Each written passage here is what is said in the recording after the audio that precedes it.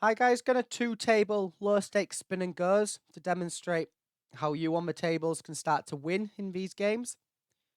Really key points are really keeping our VPIP high in key positions like heads up small blind, not overfolding to raises in the big blind, for example. So we have a button limp. In general, we want to be min raising on the button. No real reason to lead out here into two people with a third pair plus draw. Just wanting to realize the equity of our hand.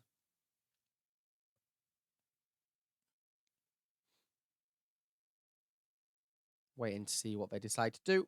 Ace 3, we can non-all in or limp. Let's just test our player out with a limp. We want to go for a limp stab very often. However, this board is really connected. Tons of gut shot type hands. Going to be hard to generate that many folds. So just starting with a check. And if we face a bet, just check folding. We win with our 9. That's nice. Just looking to get the ace to the showdown at this point. King 9 again can limp or raise. We'll go for a raise just to demonstrate how we can play each pot. You can go for 2.5 to make the stack to pot ratio a little bit less. Or you can just go min raise, up to you. Either strategies have merit. Okay, just folding. This is a very large bet. No need to overcomplicate things. This is a board we can definitely bet small. Just take all of the auto folds. Say he has a hand like Queen 2 of spades, right? Nothing he can really do. When we face this raise, just not overcomplicating things here and folding. Our goal is not to take close spots in these games. Our goal is to generate as many chips as possible. Want to be aiming for even up to like 100 chips per game, which is like a fifth of the stack to start with, 20% ROI, roughly. Obviously, with rake considered. When facing min raise here, we have to defend super wide. However, their raise is usually a little bit too strong, so I will fold Jack 3 here. Ace 5 we could bet, but it's going to be hard to actually generate two folds. There's two people here. And we saw him raise on a board there's not a ton of raising on before on this ace-x board. So checking and preserving our equity makes a lot of sense, especially with this backdoor club. We even see on this turn, we've turned the club, and we really want to realize this flush draw out. This is a really unfortunate situation here. If I close the action, this is always a call. Is it worth to invest the 4 with the chance that this guy could raise? I think we still have to. I think we just get paid way too often when we hit our 4th club by worse clubs that we're just forced to call there. And when he calls, we have almost direct odds to hit our club. Not quite, but if you factor in this can happen. And people are very bad at a hand going from good to bad. Say he has a 4 here. People are bad at when the flush comes, then just folding it. And I think they're never going to fold, say, a weak club. And he has the jack high flush there. So if we hit our club, we're always getting the full stack from that. So this is why I call for the implied odds. But it's not a... I love the situation. I think the fact that this guy on the left appears to be quite splashy. I mean, he calls a king-queen there when there's trips and a flush on the board, for example. Gives us more value in calling as well, because it's going to be likely we can get called a bit better. 5-4, just not going to cut it, unfortunately. We can jam almost any hand there, but that's one of the ones we can't quite jam. 10s will be an easy call, though. Looks like ace-queen's going to get there. Completely fine play from our opponent. That's what you want to be doing in his shoes there, jamming the ace-queen. It's a hand that plays itself, really. Jack 9 suited. We're going to have to just go all in here.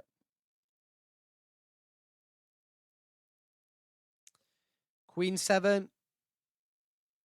As an exploit, we can probe very, very, very aggressively versus random players, but we'll give him a chance to just see what he does here. This would never be a theory probe, but we could consider sometimes exploit make it. The reason I don't is Queen High sometimes just has showdown value versus people that are missing bets.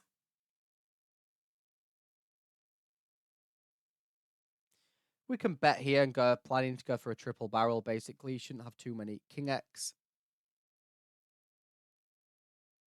We can really put pressure on 3 and 5 and just fold when he doesn't. Sorry, and just fold any of the times he hasn't hit the board, right? And we even have the gut shot outs. And even the 7's going to be very, very live as an out there. A6, nothing better than just going all in there. Very profitable play. Ace-9 suited, we're definitely going to raise up on the button. And Ace-2, we're going to be all in. We're going to have to call off here. This is a jam he should not be making. So he gains some extra chips here, which is nice. Ace-King, you can just go all in, simplify it. Or something I like to do, something in theory is like a 1/3 stack ISO here. We're playing the lower stakes. Let's keep it simple and take the all-in option. 8-7. I'm going to fold versus a 3x. It's an increased sizing. We're a bit shorter stacked at 14 big blinds. It's going to be a little bit harder to realize, say, our straight potential, let's say. King 10, okay, not the best flop for us, but a flop he's also just going to have missed a ton, so we still have kind of a value bet on this board. But if we do face a raise, we're going to have to let it go, especially a large one with no backdoor flush draw, etc. The goal there is just to fold him off all the hands he's missed himself.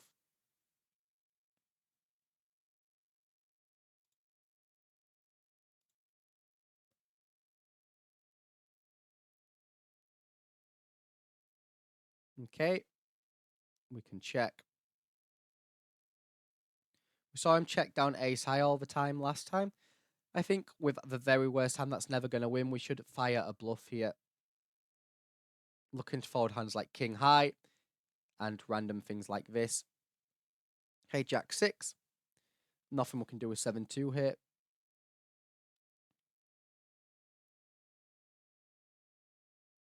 Again, under the assumption that he's not going to be defending pots enough, we should just limp stab.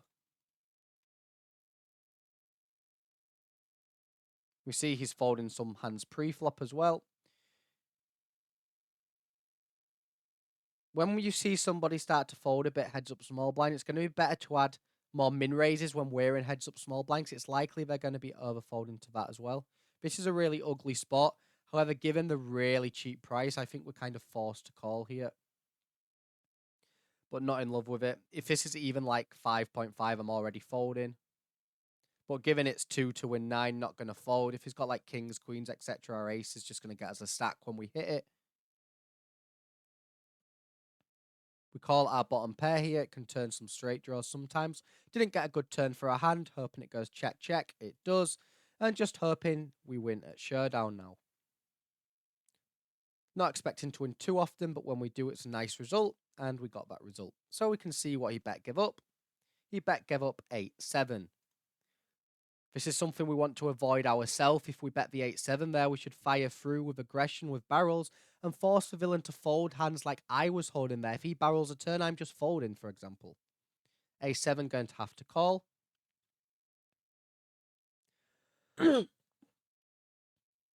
Okay, we got called on a reasonably dryish texture. No real reason to barrel now. Going to be hard to fold a 3 when the 10 pairs. Kings, we can bet. We can go 1 or we can increase a little bit. Doesn't really matter. We'll go half pot. Do you want to bet check bet here? The goal would be to fold out some misdraw he doesn't probe himself.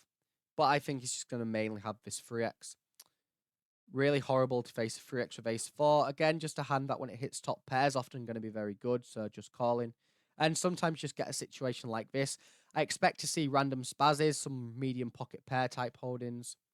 And you see here that I'd call this a random spaz. There's no need to jam king jack here, right? And this is why I call pre-flop. You're going to get the situation sometimes where you call with your ace and they just do really wild things like that. You see we had 96% there in a huge pot. This is a lot of chips, right? And it's a huge mistake from our opponent. Okay, king 5, we can bet. It's kind of like a value bet. It's building the pot for when we hit our flush as well.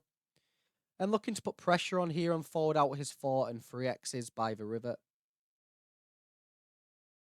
And we just hit value, which is great. So going all in, making sure I get paid by queen, jack, 10 of clubs, giving him a decision with low clubs. Face a big donk bet. Our 9 wants protection here. There's going to be many draws. Say, for example, let's just go all in with a 9 here. Typical donking ranges like this is going to contain some 9x, some 8x, and some draws. We see it was a draw, okay. So when you face these large donk bets, it's very often equity driven, a lot of middle pairs, which might surprise people, even bottom pairs, some top pairs, some draws, and then some completely random airball type hands. So if our hand's vulnerable like that and doesn't love to see many turns, raising's going to be the best option. If our hand, say for example, we had a set there, right, and it's not that vulnerable, then calling and letting the potential airballs continue is going to be the best option. Here we want to go all in. Here we can go for a probe and a barrel here. I'm going to go half pot. Give him a chance to call hands like ace jack. Give him a chance to call any gut shot type holding, then fold it off on the river. We do hit a pair now, so I don't really want to turn this into a bluff. I think we have a little bit of showdown value, which therefore makes it better to check and decide on the river. So, sure, he can have a 5. I think he'll bet most hearts. Sounds like 8, 9, 9, 10. Close. I will let it go. Not looking to take super close spots. Again, this small bet achieves 2 things. It folds just some of his total misses, which is still a good result when we have an unpaired hand.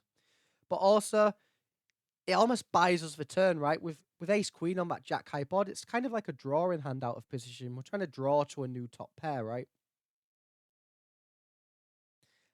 Check call's an option, but usually when we check, they use really big sizings, and theory uses smaller sizings than people actually use. So it becomes harder to realize our equity with check call, which is why I advocate on the lower stakes, just bet way more often than check in that position. We bet our 6-3 there again, just folding all of the air balls. This is going to be a very common theme in spin and go against weaker players. We can just see bet very, very, very, very often as a bluff with a small sizing because people are just not finding enough aggression versus it. Still doing it even on this board. Again, when we bet 1 into 4, we don't need to fold very often at all. And now looking to barrel. Half pot is a sizing that overachieves massively. A theoretical sizing here would be really big, but I don't need to do it when half pot overachieves so much.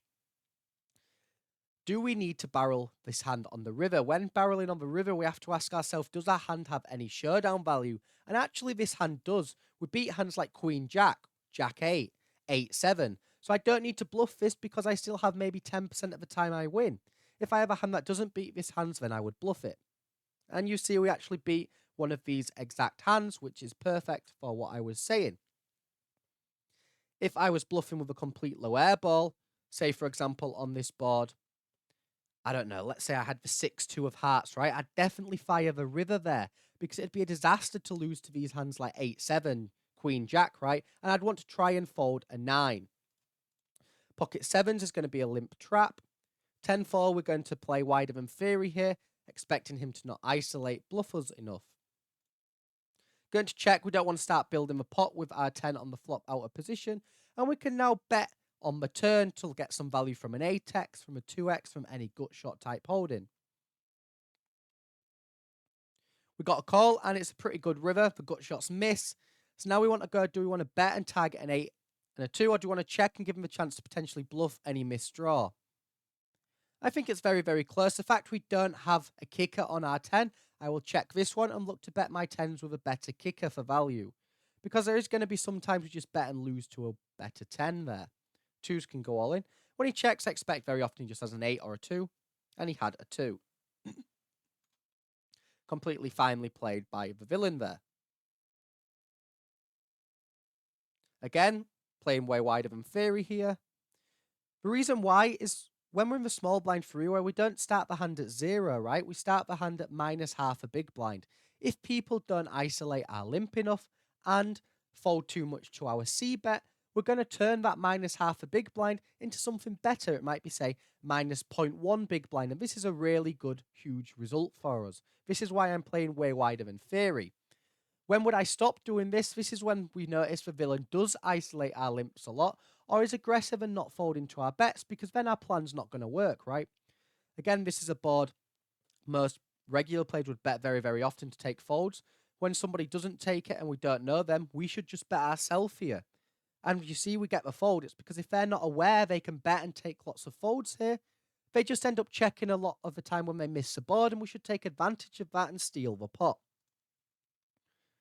Not bluffing super aggressively when we're against 2 players though, just because we have double the amount of people to fold. It's going to make our bluffs a lot harder to get through.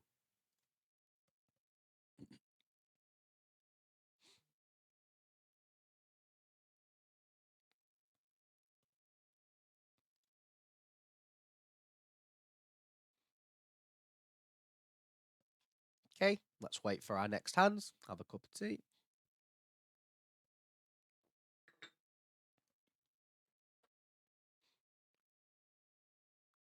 Might have noticed it's a Manchester United mug. I am a Manchester United fan, even though we're very shit. Right, 10-3. We'll start with a limp. Very, very, very good board for us this. We have way more 2x. So that's a bit of theory. But again, just taking advantage of the fact that they're not betting enough air. So it leaves it in their check range. Again, we'll get overfolds. So we bet here. Paired boards, great for getting overfolds. First random players. Why is that? Well, it's just harder to hit a paired board, right? And if they're not fighting back with hands where, like, say, a backdoor flush draw or even just a high card, it's going to be hard for them to hit it. Jack 3. We'll just target the times he has a king or a spade here and size up to pot. Another option is to check and give him a chance to bluff, but we haven't seen him show any aggressive tendencies yet. I'm already just going to fold the flop here. He raises pre-flop, a board that hits him very, very, very well. We don't really have anything going on with our 9 here. And it's already going to be relatively close versus a very good regular there. It might be making a tiny, tiny, tiny bit to call. So versus an unknown player, we just don't need to take the spot. Ace-9, we go all in. And we're running to ace-queen. That's just going to happen sometimes. Nothing we can do about that one. Ace-jack will be all in. We'll be looking to trap like ace-king off at that stack depth and suited ace-x-jack suited. But not ace-jack off. We can just push that one all in. And he calls with ace-4, which is a call he should make. So we see short space of time there. One goes against us here. One goes for us there. In the long run, these should even out. Every time you've got ace-king, they've got ace-queen. You've got ace-jack, they've got ace-4, for example. In the super long run, that's going to even out. So as long as you make the correct decision, that's all we need to worry about there. Again, betting because they overfolded. Now we pick up a pair. It doesn't make too much sense to bet this pair, so we should check and then reevaluate on the river. Rivers we'd consider to call is obviously when we improve. But then if all the draws miss, so like what are draws here? It's going to be hands like 9-10, Jack 10, Jack 9, right? So we wouldn't want to see a Jack or a 10. When he goes so small, I think we actually still have to value raise here. I don't think we want to jam, given the fact there is straights out there. I think we can just go around 7, targeting some river Jack 10, Jack 9, some weak Queen X. And if he reships over the top, I would actually just fold this Jack 7 because there are straights and better 2 pairs available. Okay, 6-5. I will check. This is a hand that in theory could go all in. But again, a spot I don't think we need to take, so I'm going to check it back. Queen 7 again, keeping our VPIP really high, one of our key points. And I will bet this one.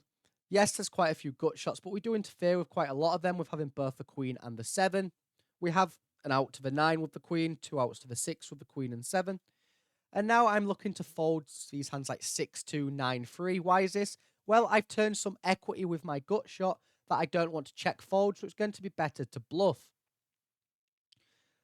On the river, if the spade completed, it'd have been a nice bluffing candidate. He called us super quick on the turn, and this is a board where there's not that many pair plus draw type holdings, so I think it's very likely he's got at least a 9, so I'm just going to give up now. We checked because people overfold a lot on these king, jack, jack. If that's the case, it doesn't really make much sense to bet our king, right? We should check and give him a chance to bluff. And he jams all in. I think the really quick call on the turn was a bit of a tell there. Now we're just going to size up and target the times he's hit a queen. If he's got air, he's not going to pay any sizing anyway. People in general find it quite hard to fold something they hit newly on the river. Ace-jack definitely going to go in all in. An unfortunate situation for him there. Something you might see players at the higher stakes do is use a 1/3 all-in stack size in there, but at the lower stakes, I wouldn't worry about that. Just go all in, it's going to be fine. There's not much difference. And we want to keep things simple where possible when learning. We really just mainly want to concentrate on keeping that VPIP high as our first main goal. So ace-8 can jam all in, and I'll still take it. There's going to be like Broadway cards, sometimes folds, etc. He just have kings this time, that's fine. Ace-8 is a hand that wants to just go all in, miss setup anyway. We're not looking to avoid that one. Okay, so he calls on a really dry board. So it's going to be reasonably strong. We want to realize the equity of our hand. Is it better to check call, or is it better to try and block one big blind and prevent him from dictating the sizing? I'm going to check call because if I bet, he may raise us with a jack, for example. So I want to make sure there's no situation where I bet and he fires out a huge raise here. So just calling. Should have good implied odds on hitting our flush. Okay, we've hit our flush, so I think we should lead here. I think it's hard for him to have a complete airball. I don't want him to just check back a jack. I want to force a decision. What's the best sizing? I think about half pot is going to be okay here. And he snap folds. Okay, so probably he had a king or something like this. But their hands were just never going to extract value from anyway. If we check, that is. At least if we bet, we give him the chance to make, let's say, a tilt call, where he's like, why does the flush come? And he just can't let it go, for example. Okay, when the small blind flats in general, Broadway cards coming is not great. We expect him to have a lot of like King 10, Queen Jack, Queen 9, etc. When it is a random player, he could have some wider calls. I have a note here actually, which means if I have a note on the player, it's a little bit more likely he's got a reasonable small blind flatting range. Virils can still just be hands like King Jack, King 10. Will he call to a river bet is a question. I think we're going to find out. I'm just curious now, and we take it down. With 6 high, it feels a little bit too weak to just check all the way down. He's shown a lot of weakness by double checking. I think he'd have bet an ace or the, was it a queen on the board beforehand? So I think we just need to fold any like king high there, and that was why I bet half pot.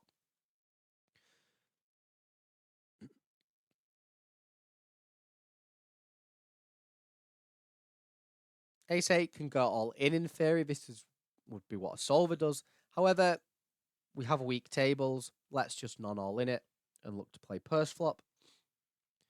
Not the best flop, but a flop he's still just going to have lots of misses.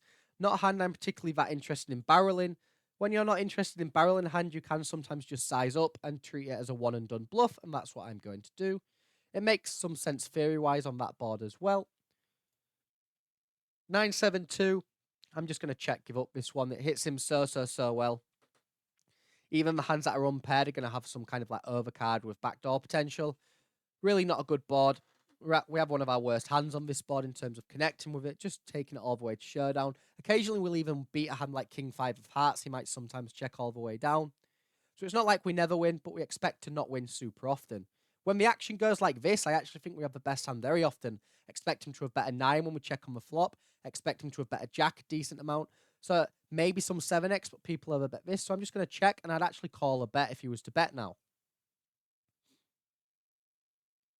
And we chop the pot, so not the worst result. Does our 8 benefit from the fact he's going to overfold if we bet? I think it's pretty close if it benefits or not. I'll check this one. I think it's a very close decision. Theory would just check this 8 nearly always, but we have to factor in how our villain's playing. I expect them to overfold. At this point, I don't think he's too interested in bluffing, so I may as well just bet and force him off some equity with a hand like Jack 5 or whatever. Maybe get some value from a king high, etc. This is very interesting play. He's representing he has a flush here. Thing is, I don't think he has a 3 or a 10, so I think he's representing a flush only, so I will just call. And he does have the exact flush, a nice hand. But when somebody reps something so specific, I'm not going to fold there. Ace 5, we're going to go all in. We'll make these two the last 2 spins.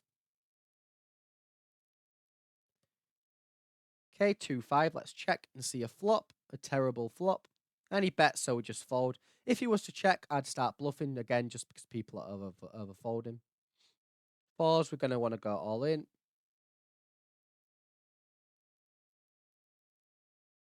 Okay, we'll take the pot down. Cool. Queen 10, we'll raise and fold if we was to face. We have 2 pair here. Let's see what he does. He snap checks on a Jack 7. So he either has a 9 or nothing. Pretty much. But he doesn't seem like a huge bluffer anyway, so we may as well just start building the pot and target the 9 and gut shot type hands. Running to aces here, nothing to do, just a standard setup situation. Here, there's now just going to be some pair plus draws, like pair plus gut shots. So I am going to go for a 3/4 sizing here. Targeting hands like 9-5, 9-8, 9-10, 9 plus clubs, 6-8. So many hands. Okay, so what does the king change? Well, the flush gets there. But I think the main flush we're worried about is 9x or 7x of clubs. We saw him lead out with his flush last time, so I am just going to jam all in here and see if he wants to hero call us, basically. This is quite ugly. They sometimes limp offsuit ace-x, which means our king of diamonds can sometimes be dominated. I think we still just have to put it in, though. This is a horrendous call. It worked out very well for him, but definitely not one I want you to make at home. But getting 51% there is still way better than folding. The reason I don't call is because we're out of position and there's not that much stack left behind. If that's 25 big blinds, we're just calling. Very easy decision, right? In fact, we have 7 odd big blinds left. Calling and then potentially having to fold returns, really not a good option. So just jamming and realizing our equity out of position is going to be best there. And our villain managed to make a horrible call. That worked out. And this is why poker is profitable, right? He makes a decision that's, in general, really bad there, but he wins, right? He gets rewarded, and this creates the illusion that maybe he made a good play and he might want to continue playing. So when somebody makes a play you don't like, let's say, and you think's bad, just let it go and try and view it as, well, this is why I can profit in these games, instead of being like angry. That's something that we always should try and do. Easier said than done sometimes, don't get me wrong. Nobody's a mindset genius, let's say. We all get annoyed at certain situations, but best we try and avoid it where we can. And this will even add some edge as well if we can handle our emotions better than other people. That being said, we want to jam our ace-5. Run into ace-10 again. Nothing we can do there. I make the correct play. He makes the correct play. This time I win. We're always looking for spots where we can outplay our opponents and make chips, and try not to concentrate on the ones where nobody makes a mistake. I'll call Jack 7. Not loving it, but we're going to have to. Just going to have to fold here, given that he's probably going to use a 2 big sizing when he does bet. He checks, which is good for us, and we actually hit our Jack. Again, he hasn't seemed like a huge bluffer, so we may as well just bet ourselves. I don't think he has a huge piece of this board. I think more often than not, it's just like some random ace high, king high, so I don't want to go too big. I want to give him a decision, give him a chance to make a mistake. 2s, I'm going to go all in.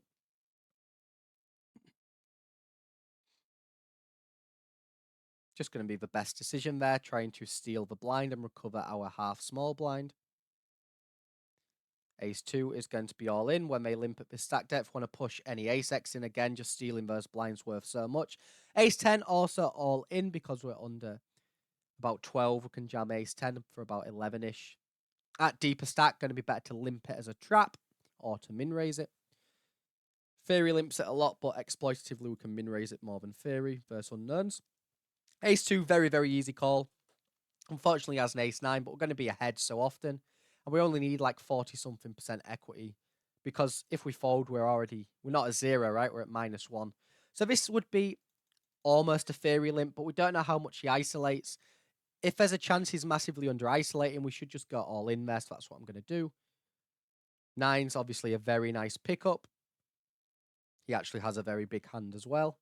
Looks like he gets there. Okay, we get to continue. King, queen suited. We can go for a limp. And at this point, we can call or we can go all in. The hand flops so well, and keeping any air balls in is not the worst thing, so I will just call. When you limp call king, queen, it's often good to hit a flop like this. He snap checks. When there's not enough, like the pot's already big compared to our stack, but we don't actually need to start building a pot. It's better to just give him a chance to spaz off with any air ball here. That's why I check and we call, and we're going to be snapping. And he has ace 4, so that worked out very, very nicely for us. When we have value, we don't want to just always bet. We want to consider can checking sometimes be a better option. And the reason I check the flop there is, what if he was spazzing about, right? What if he just had 7-3 offsuit and went, oh, I'm just going to give up the flop? If we bet and fold, that's an absolute disaster, right? If he's got, say, a trap, he's got aces, he's got a 10x, we're getting the stack anyway on most runouts, right? So that's why I check. 3-4, if we hit a pair, we're going to donk bet all in here. Now we're just going to check fold. The reason why, if we hit any pair, it's going to be super vulnerable. We wouldn't want the situation where it goes check, check. Say this bod's jack 3-5. Better to just go all in, given the short stack depth.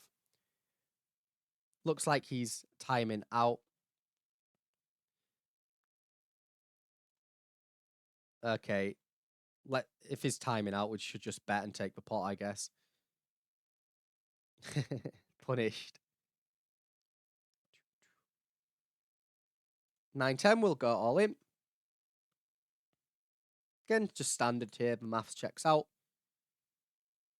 And we hit and we win. So nice, cool. Hopefully this has shown you a lot of things you can apply. The main things being play a lot of hands, be aggressive with bets and barrels. On the river after we've barreled the turn, always consider, do we actually win sometimes if we check? Like I did with that king 5 hand, right? If I don't, probably good to fire that barrel. And not looking to take close spots and just looking to push the edges wherever possible. So hopefully this helps you guys approach the low stakes spin and goes. And good luck on the tables, and see you in the next video. Create your free account today at rnbpoker.com and take advantage of our ever-growing video library, coaching and league finders.